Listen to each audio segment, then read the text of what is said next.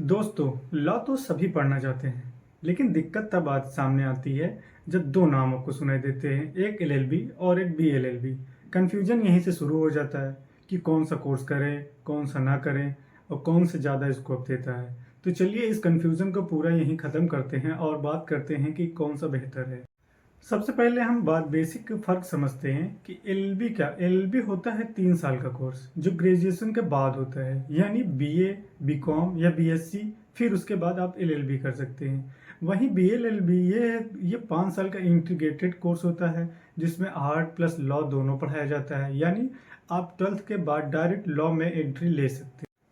तो अगर आप 12th के बाद ही लॉ की दुनिया में कूदना चाहते हैं तो बीएलएलबी आपके लिए है। लेकिन आप अगर अपने पहले से ग्रेजुएशन कर ली है तो फिर आपके लिए एलएलबी सबसे अच्छा परफेक्ट रहेगा। अब बात करते हैं कि ड्यूरेशन और इजिबिलिटी क्या है इन चीज़ की।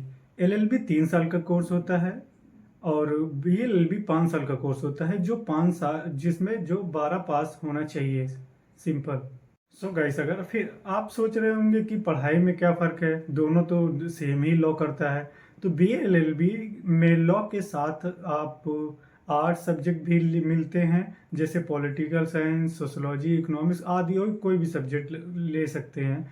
वहीं एलएलबी में सीधा फोकस लॉ सब्जेक्ट पर होता है, यानी बीएलएलबी थोड़ा ज़्यादा वर्क स्टाइल है, लेकिन बीएलएलबी डीप लीगल नॉलेज देता है जिससे आप लॉ की अच्छी खासी पढ़ाई सीख सकते हैं एलएलबी में, क्योंकि ये इंटीग्रेटेड अकेले एक एलएलबी के बारे में जानकारी देता है।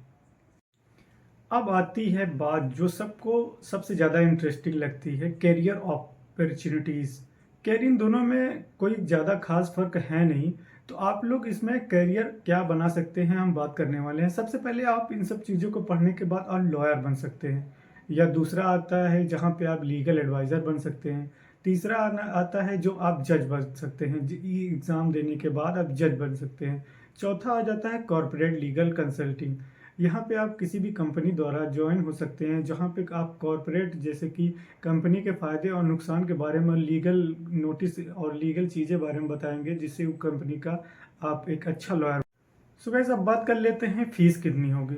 क्योंकि बीएलएलबी 5 साल का कोर्स है तो इसलिए इसकी फ़ीस भी थोड़ी ज़्यादा होगी। एलएलबी कंपेरेटिवली थोड़ा सस्ता पड़ेगा। अगर आप टॉप कॉलेज से करना चाहते हैं, एडमिशन लेना चाहते हैं, तो आपको थोड़ा सा सस्ता मिल जाएगा कॉलेज।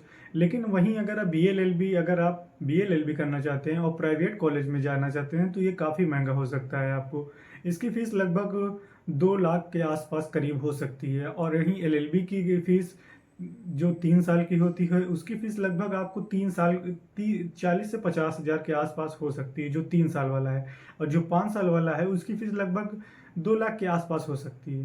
सो गाइस, अब आखिरी बात यह आती है कि आपको करना क्या चाहिए। अगर आप 12th के बाद ही आप लॉ में करियर बनाना चाहते हैं तो बीएलएलबी आपके लिए सबसे बेस्ट ऑप्शन रहेगा। लेकिन आप किसी फील्ड, मान लीजिए आप ग्रेजुएशन कर चुके हैं, ग्रेजुएशन के बाद अगर आना चाह रहे हैं तो आपके लिए एलएलबी सबसे अच्छा एक परफेक्ट होगा, जिससे आप अच्छी कैरियर लॉ में बना सकते हैं। क्योंकि इसमें लॉ में आपको इंटीग्रेटेड सिर्फ लॉ के बारे में बताया जाता है, जहाँ पे 3 साल वाला एलएलबी जो होता है वहाँ पे सिर्फ लॉ के बारे में बताया जाता है।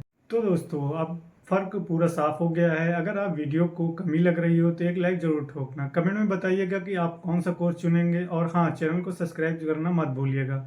आपको अगर वीडियो अच्छी लगी हो तो वीडियो को सब्सक्राइब जरूर करना।